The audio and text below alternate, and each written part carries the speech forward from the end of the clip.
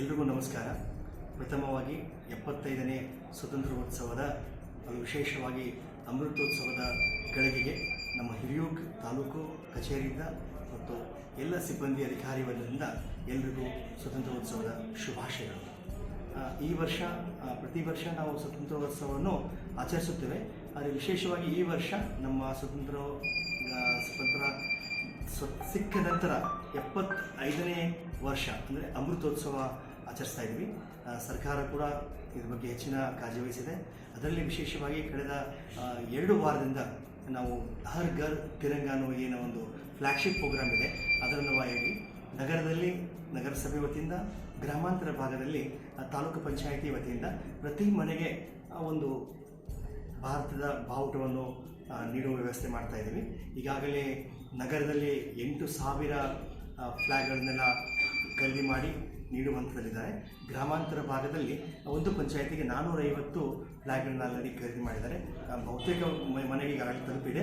13 ಮತ್ತು 14, 15ನೇ ತಾರೀಕಿನಂದು ಎಲ್ಲ ಮನೆಯ ಮೇಲೆ ಭಾರತದ ಧ್ವಜ ಹಾರಲಿದೆ.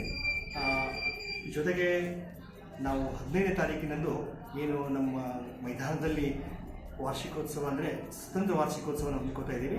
ಅದರಲ್ಲಿ ಈ ವರ್ಷ ವಿಶೇಷವಾಗಿ ತಾಲೂಕಿನ 10 ಮಾಜಿ ಸೈನಿಕರು, ಶೌರ್ಯ ಚಕ್ರ ಪಡೆದವರು ಕೂಡ ಒಬ್ಬರಿದ್ದಾರೆ, ಇನ್ನೂ 9 ಜನ ಮಾಜಿ ಸೈನಿಕರು, ಕಾರ್ಗಿಲ್ದಲ್ಲಿ ಅವರು ಸೇವೆ ಸಲ್ಲಿಸಿದಂತಹ ಮಾಜಿ ಸೈನಿಕರಿಗೆ ಗುರುತಿಸಿ ಅವರನ್ನು ಸ್ಥಳೀಯವಾಗಿ ನಮ್ಮ ತಾಲೂಕು ಕಚೇರಿ ವತಿಯಿಂದ ಅವರಿಗೆ ಸನ್ಮಾನವನ್ನು ಕೊಟ್ಟಿದ್ದೀವಿ.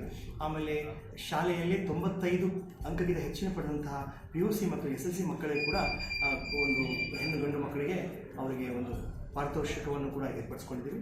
ವಿಶೇಷವಾಗಿ ಅದೇ 8 ತಂಡಗಳಂದರೆ ಪ್ಲಾಟೂನ್ಸ್ಗಳನ್ನ 4 ಪೊಲೀಸ್ ಇಲಾಖೆ ವತಿಯಿಂದ, ಹೋಮ್ ಗಾರ್ಡ್ ವತಿಯಿಂದ ಒಂದು 6 ತಂಡಗಳನ್ನು ಹೆಚ್ಚಿನ ಶಾಲೆ ಮಕ್ಕಳನ್ನ ತೊಟ್ಟಿ 10 ತಂಡವನ್ನು ಮಾಡಿಕೊಂಡು ಒಂದು ಮಾರ್ಚ್ ಪಾಸ್ಟನ್ನು ಏರ್ಪಡಿಸ್ಕೊಂಡಿದ್ದೀವಿ.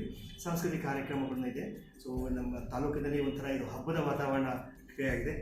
ಹೀಗಾಗಿ ಅಮೃತೋತ್ಸವದ ಕಾರ್ಯಕ್ರಮದ ವಿಶೇಷ ಸಂತೋಷ ಆಗ್ತಾ ಇದೆ.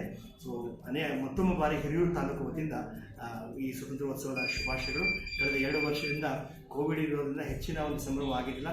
ಈ ಸಲ ಬರುವ ಆ ಕ್ಷಣ ದೊರಕಿದೆ. ಸೊ ತಾಲೂಕು ವತಿಯಿಂದ ಮತ್ತೊಮ್ಮೆ ಎಲ್ಲರಿಗೂ ಶುಭಾಶಯಗಳು.